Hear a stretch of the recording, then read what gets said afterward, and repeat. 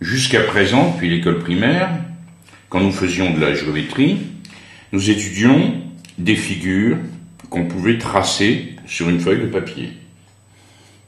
C'est ce qu'on appelle d'ailleurs des figures planes. Cette droite, c'est une figure plane, un cercle, même un point, un segment, un polygone, ici un triangle. Ce sont ici toutes des figures planes. Pourquoi le mot plane dans figure plane? Bien, regardez, la feuille de papier sur laquelle on travaille, en fait, on est obligé d'imaginer qu'elle est illimitée dans toutes les directions. Si vous dites qu'ici vous avez représenté une droite, vous savez qu'une droite, elle est illimitée dans les deux directions. Vous imaginez donc que cette feuille de papier que vous avez, elle est illimitée. Eh bien, cette feuille de papier en mathématiques, elle fait appel à la notion de plan.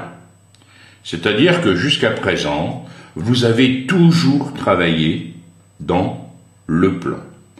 Tout ce qu'on étudiait, on arrivait à le représenter sur une surface plane, illimitée dans toutes les directions, sur un plan.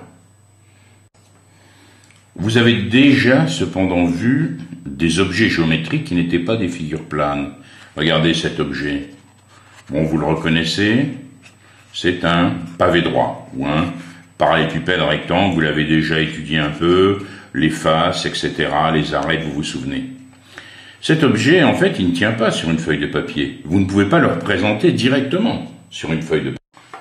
Vous vous souvenez que pour représenter tout de même ce solide sur une feuille de papier, on avait utilisé une représentation en perspective cavalière.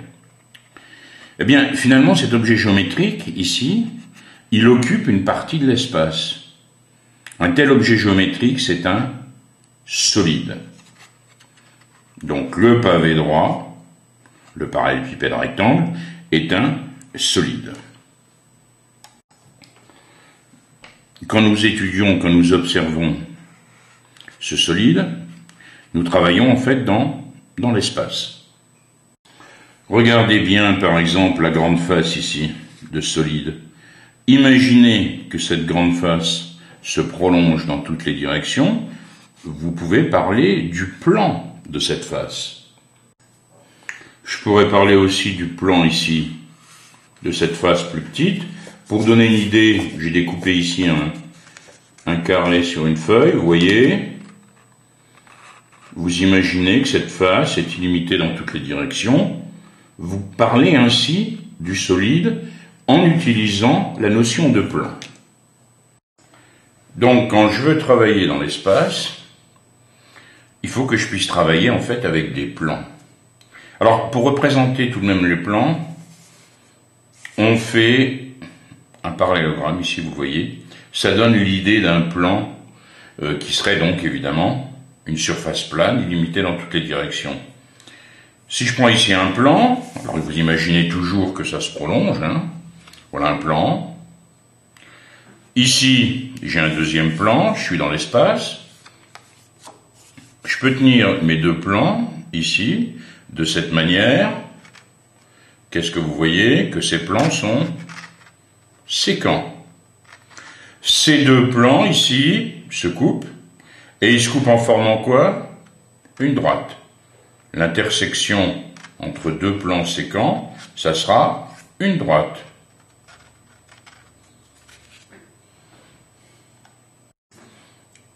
Je tiens maintenant ces deux plans de manière à ce qu'il n'y ait aucun point commun.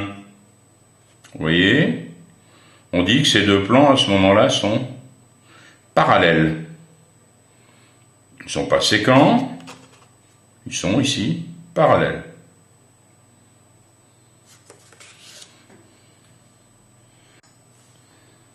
J'ai tracé ici deux droites séquentes dans le plan P1. Voici ce qui va symboliser ici une droite.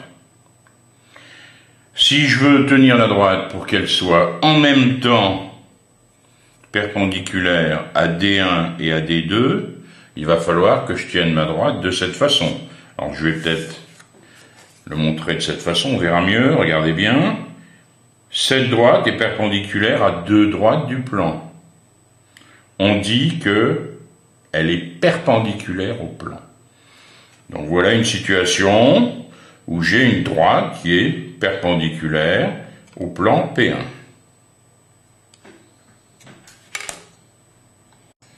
Je peux bien sûr tenir ma droite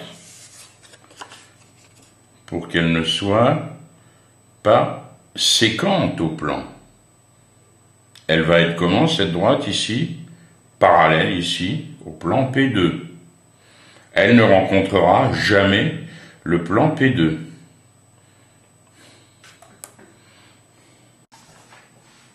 Ce que nous venons de voir va nous servir à décrire un solide.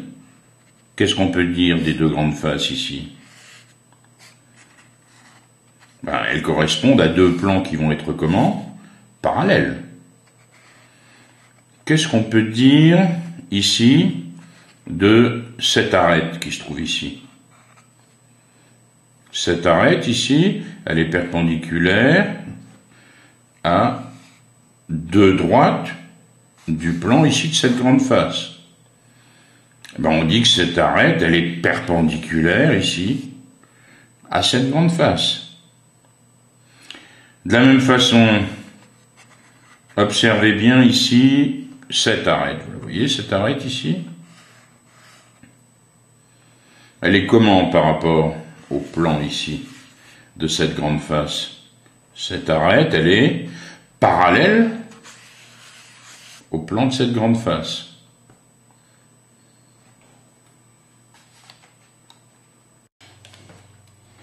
Vous avez ici un solide, vous le voyez. Ici, ce bout de carton, vous vous rappelez, ça représente un plan. Nous allons maintenant essayer de nous représenter ce que signifie couper un solide à l'aide d'un plan.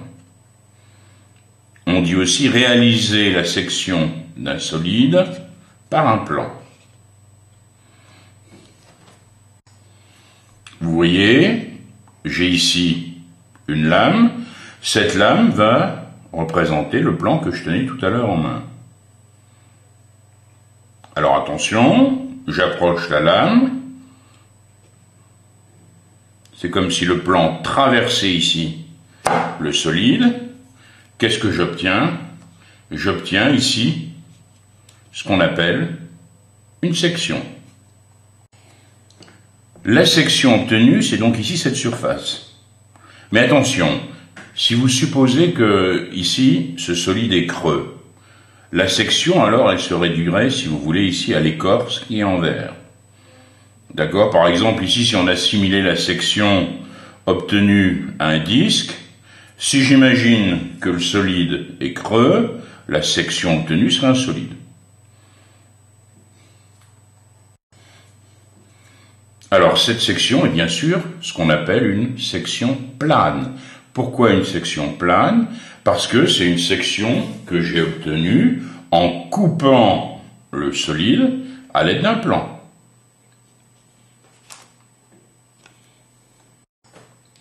Je peux bien sûr incliner le plan comme je le désire pour réaliser la section. Prenons par exemple cette inclinaison ici. Je reprends la lame qui représente un plan et je réalise ici la section. Vous voyez, je ne vais même pas traverser ici tout le solide. Bon, j'ai bien sûr obtenu une section qui n'a ici pas la même forme que précédemment.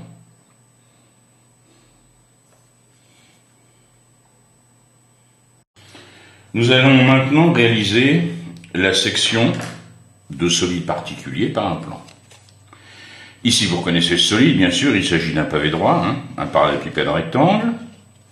Je vais donc réaliser la section par un plan que je vais d'abord ici tenir parallèle ici à cette face.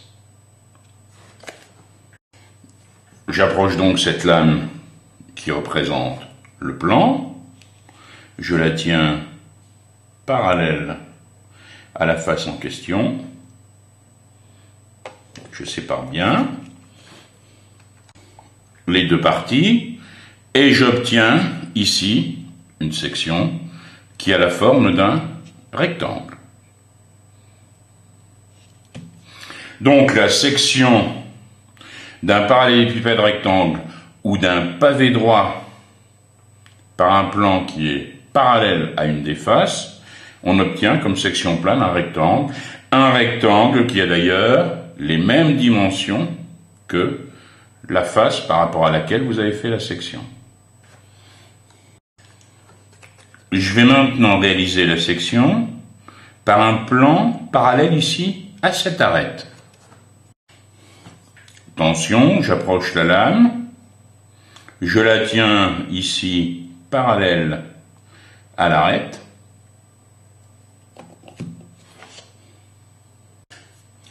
J'obtiens bien sûr un rectangle dont une des dimensions, en l'occurrence ici la longueur, est la même que celle de l'arête.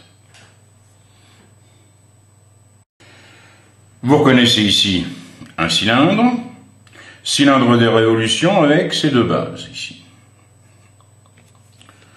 Si je réalise la section du cylindre par un plan parallèle à la base, je prends donc ici la lame, je la tiens parallèle à la base et je réalise la section. Voilà. Qu'est-ce que j'obtiens? J'obtiens bien sûr un disque, vous vous y attendiez. Alors attention, si vous imaginez que le cylindre est creux, la section que vous obtiendrez, ce sera un cercle. Et si je réalisais maintenant la section par un plan parallèle à l'axe. Je prends la lame et je vais maintenant réaliser cette section en maintenant bien ma lame parallèle à l'axe. J'obtiens alors un rectangle, comme vous le voyez, dont une des dimensions sera la hauteur du cylindre. Ici, en l'occurrence, la longueur du rectangle est égale à celle de la hauteur du cylindre.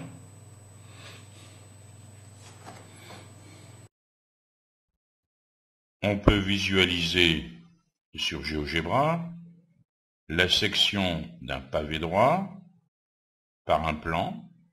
Ici, le plan qu'on a choisi est parallèle ici à ces deux faces. Vous voyez bien que ce plan ici, quand il vient couper le solide, la section qu'on obtient est un rectangle qui va avoir exactement les mêmes dimensions que les faces parallèles au plan.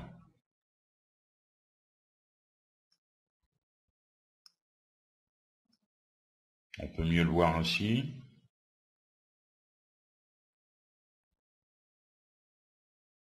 Donc, chose à retenir, quand on coupe un pavé droit par un plan qui est parallèle à une des faces, donc à deux faces en vérité, eh bien, la section qu'on obtient a la même forme et les mêmes dimensions que les faces en question.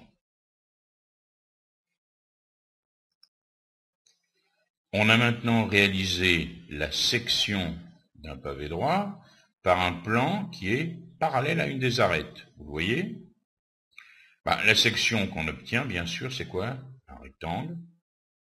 Un rectangle dont un des côtés va avoir la même longueur que l'arête de départ qui était parallèle au plan. Voilà, on voit mieux ainsi, vous voyez.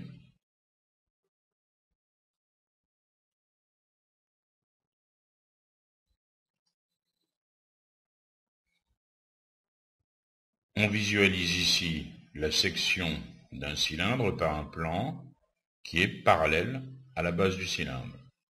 On obtient comme section un disque qui a exactement la même forme que la base. Bon, je peux faire varier ici la position du plan tout en restant parallèle à la base. Les sections que j'obtiens sont à chaque fois un disque qui va être semblable à la base. On visualise ici la section d'un cylindre par un plan qui est parallèle à l'axe du cylindre, ou à la hauteur si vous préférez. Qu'est-ce qu'on obtient comme section? On obtient un rectangle dont une des dimensions est la même que celle de la hauteur. La longueur ici, ce rectangle, correspond à la hauteur du cylindre. On peut mieux voir ici. Vous voyez, je tourne un peu le cylindre et je vois bien que j'obtiens un rectangle.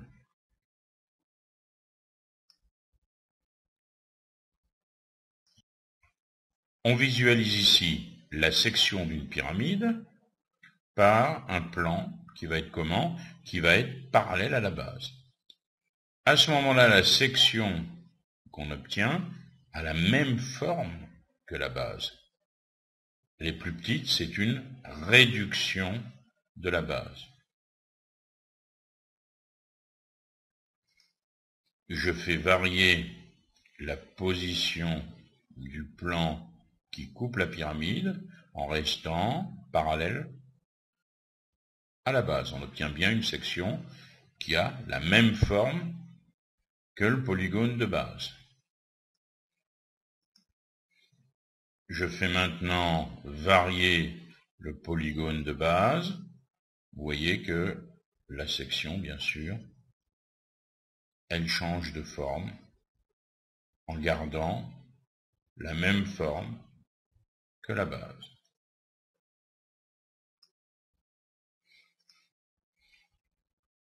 On a réalisé là la section d'un cône par un plan qui est parallèle à la base.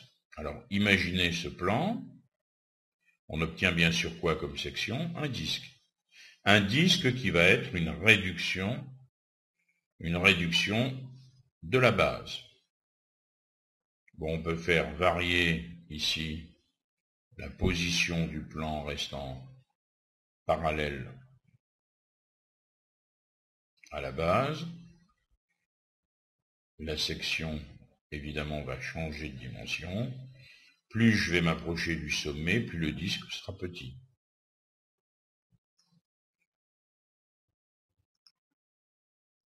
Section de solide par un plan.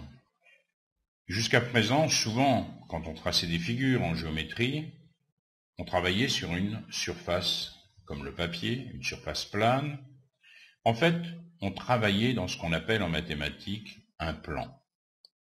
On a quand même vu, par exemple, le pavé droit, l'an dernier ou l'année d'avant. Le pavé droit, c'est un solide. Et quand nous parlons d'un solide, on n'est plus dans le plan, on est dans l'espace. Alors nous allons, dans ce chapitre, travailler justement dans l'espace. Pour symboliser un plan, qui est donc une surface plane qui est limitée dans toutes les directions, on le représentera ainsi, avec cette forme de parallélogramme. Et on pourra lui donner un nom, par exemple, P. Vous voyez ici ces deux plans P et P'. Ils n'ont pas de point commun. Vous pouvez imaginer que ces deux plans sont illimités. Ils ne se rencontreront jamais. On dit que les plans P et P' sont parallèles.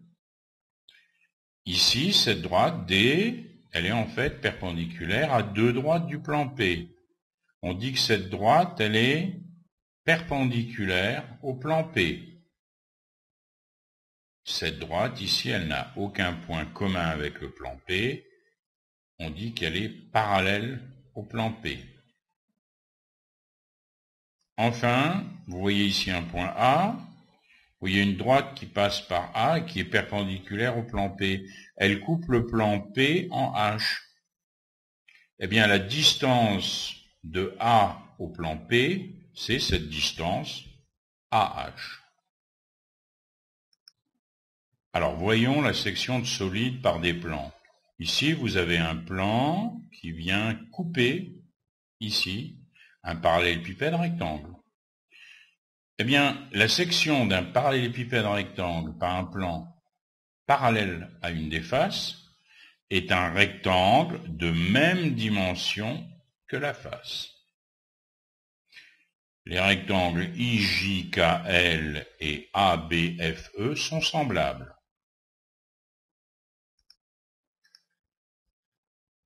La section d'un pavé droit ou d'un parallélépipède rectangle par un plan parallèle à une arête, c'est un rectangle dont une dimension est égale à la longueur de l'arête. On obtient un rectangle ici et la largeur du rectangle a la même longueur que cette arête AB. Prenons maintenant le cas du cylindre de révolution. La section d'un cylindre de révolution par un plan parallèle aux bases est un disque de même rayon que la base.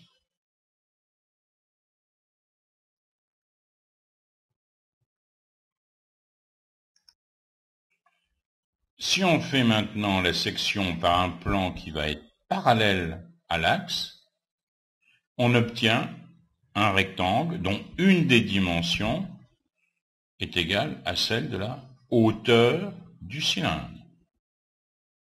Ici, la longueur du rectangle a la même mesure que la hauteur du cylindre. Observez bien ici cette pyramide. On a une pyramide de hauteur SO et on réalise la section de la pyramide par un plan qui va être parallèle à la base.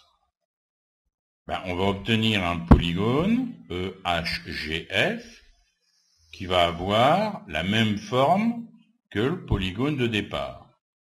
La seule différence, c'est que ce polygone sera une réduction du polygone constituant la base. Et pour trouver le coefficient de réduction des longueurs, il suffit de faire le rapport entre une des longueurs de la petite pyramide obtenue par une des longueurs de la pyramide de départ. SG sur SC, c'est égal à SF sur SB, c'est égal évidemment à SI sur SO, c'est égal au coefficient de réduction des longueurs. Si on prend maintenant le cône de révolution, sa section par un plan parallèle à la base va nous donner un disque qui sera une réduction du disque de base. Et pour trouver le coefficient de réduction, je peux faire SB sur SA ou SI sur SO. Ce sera le coefficient de réduction des longueurs qui sera bien sûr plus petit que 1. Terminons par un dernier point de vocabulaire. Quand on réalise la section du cône par un plan parallèle à la base, on obtient un cône réduit, un cône qui est la réduction du cône de départ, et ce qui reste s'appelle un tronc de cône. De la même façon, quand je réalise la section d'une pyramide par un plan parallèle à sa base, j'obtiendrai une pyramide réduite et un tronc de pyramide.